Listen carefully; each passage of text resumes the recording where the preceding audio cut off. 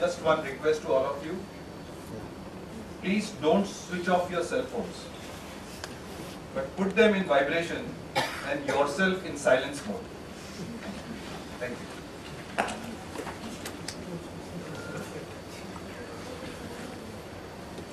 Thank you for this kind words. Thank you for the introduction. Thank you all of you all for coming here. The presentation is going to be about cases, and I'm sorry some of the cases might be repetitions from last time, but I do thankfully see new cases, so I'm hoping that this will be an interesting kind of a meet. At the outset, the quiz slides will be interspersed during the discussion, so it won't be kept towards the end. It's interspersed. The idea of putting up a quiz slide is just to discuss the slide and what possibilities exist in that particular slide will be discussed. I want this to be interactive, please. So I would love it if you all can make comments and give your opinion. I see a phenomenal number of pathologists now, senior, very good pathologists. So I'll be more than happy if they can interact and give their opinions. Definitely I'll be happy. The aim of the presentation is that I want to highlight hematology cases from the point of view of seeing slides and also from the point of view of quoting slides. I must say that in the last year and a half since we've been doing such programs with Shrikant's help and Prem's help, there has been a marked change in the presentations, in the way CBCs have been given out, the reports have been given out. I'll be a fool to say that it's because of me, but I do understand that the awareness is better and our ability to give answers is better. Our communication is better. I certainly know for sure that amongst the several pathologists sitting here, definitely quite a few call and tell me if my patient goes to them, or if they have a problem, slides are sent across, or they give a call and they ask. The best thing that has happened is communication. I think that's very vital in terms of hematology, slide reporting and case reporting. So if I can request you to show the next slide. We've gone through this before, but for those who are kind of new to this presentation, I have no doubt in my mind. Does this work? Can you hear me? There is no doubt in my mind that when we are analyzing hematology cases, and when I say we means hematologists. We are essentially clinicians who also do pathology work in terms of seeing our own slides. We definitely do take the history and do the examination. Now that's a bit of a disappointment for the pathologists because they don't get a chance to have a history or examining the patient. And I know several pathologists here who would have loved to have that chance to take detailed history and do an examination, because some of them are very interested genuinely in seeing the clinical history, and I can make that out by the phones that they call. What is the case and what is the history. That is the advantage we have, and it's a very big advantage that we have as practicing hematologists, because a given presentation can have different aspects in the hematological analysis, which is what, how to fit into a common answer is where you need both clinical and pathological correlation. Hence, when I was doing my fellowship in CMC, well, I was told that don't do just 1 year of pathology, don't do 1 year of only hematology clinical, but do a third year where you get a clinical pathological correlation. So we were requested to do 3 years, although the fellowship was for 1 year.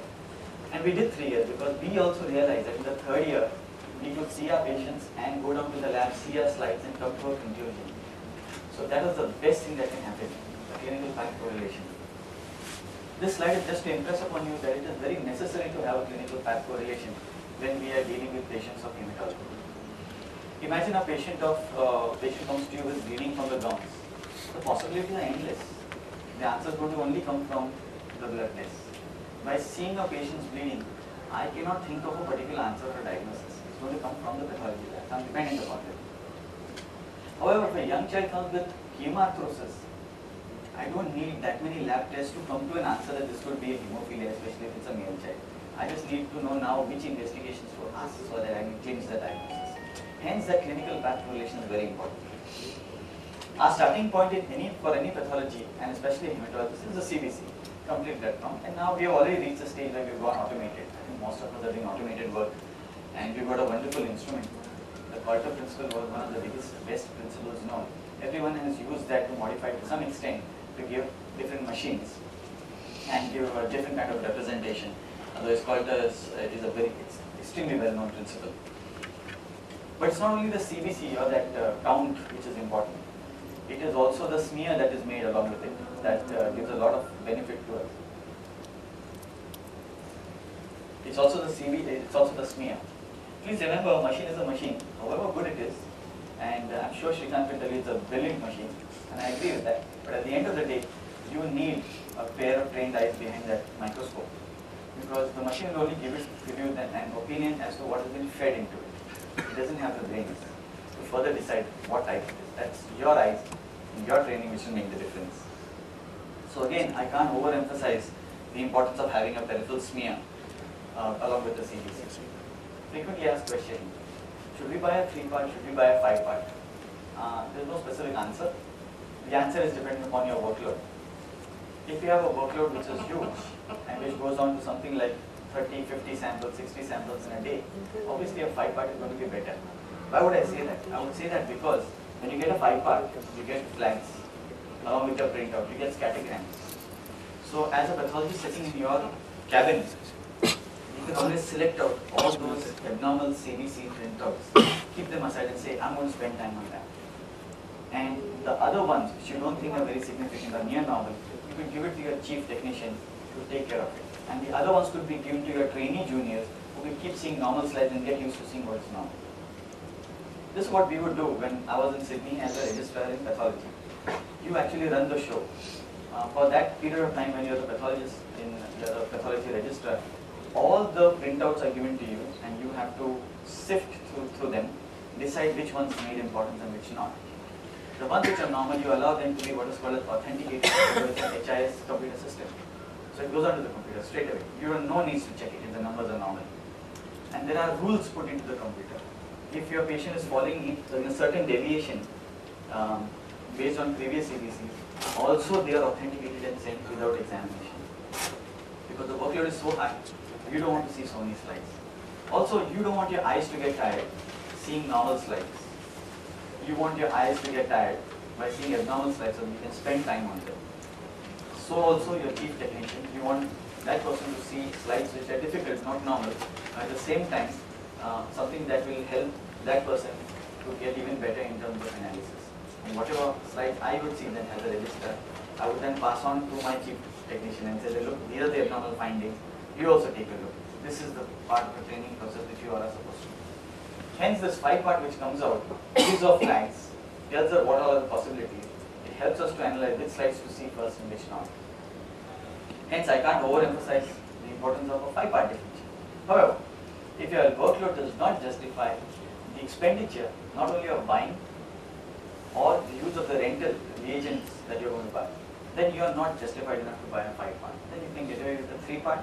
Obviously your workload being lesser will allow you to see all the slides, irrespective of whether there are flags or not. So you will be able to see all the slides. Hence a 3-part could be asked for. So it clearly depends upon what is your workload and what is the kind of financial situation you're looking at.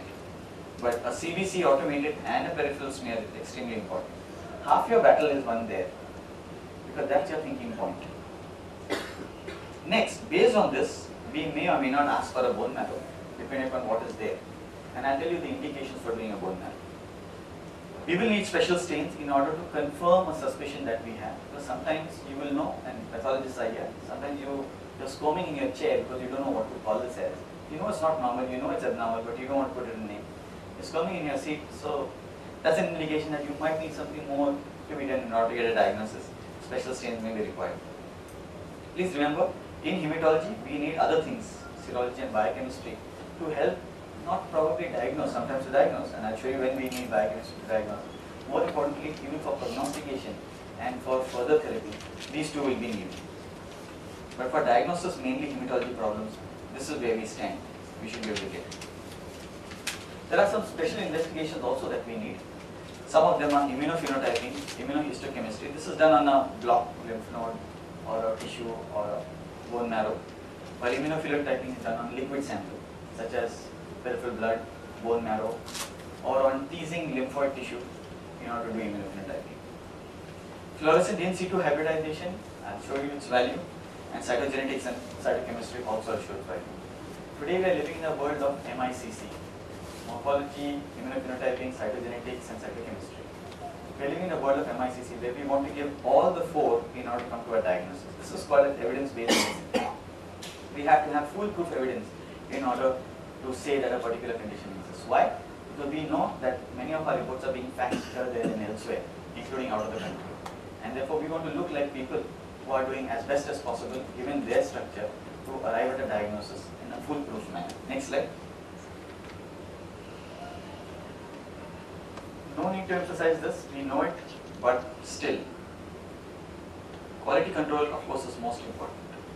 In your machine, and I'm sure Shrikant keeps emphasizing that whenever he comes for a assessment of the machine, please remember it is the interpretation of the report or the result that is very important for the clinicians. So I'm going to stand here now as an end user, as a clinician, and I'm getting a report from you. I need to know what that report means. So many times reports are given out, there is no comment made below, and the clinician who has sent a sample for CBC has got back numbers. So he's none the wiser and he doesn't know what to do next. So if it's possible for us to convey a comment or an answer at the end of the report, at the end of that report, it will be worth it. So reporting also becomes important. You want to convey something that there is something abnormal. I'm unfortunately still seeing bone marrow reports going out in a descriptive manner without a conclusion at the end. That is still very disappointing because the clinician who's taking the report doesn't know what it means at the end of the day. So our reporting should be such that whoever is making use of it will use it. You might say that the one who's going to use it going to refer to a hematologist or an oncologist. So why do you need to give comment? They make use of it anyway. Still, please don't forget, in our country the structure is GP, physician and then a specialist. Many patients do come from GP, physician to us. It is important to make the GP and physician also aware what we are giving you. Because patients will ask the GP and physician, what does it mean? And they should be able to tell you what it means. If they say we don't know, then it becomes a problem. So as part of the awareness of the community, our medical community, important to convey an answer. Some of the GPs, I'll tell you, are better than even the MD physicians. They're so well read, but they just didn't do MD medicine because at their time there was no MD medicine. And they're extremely well, they're extremely aware and they voraciously read, and sometimes they can give you much better answers than MD physicians, I'm sorry to say.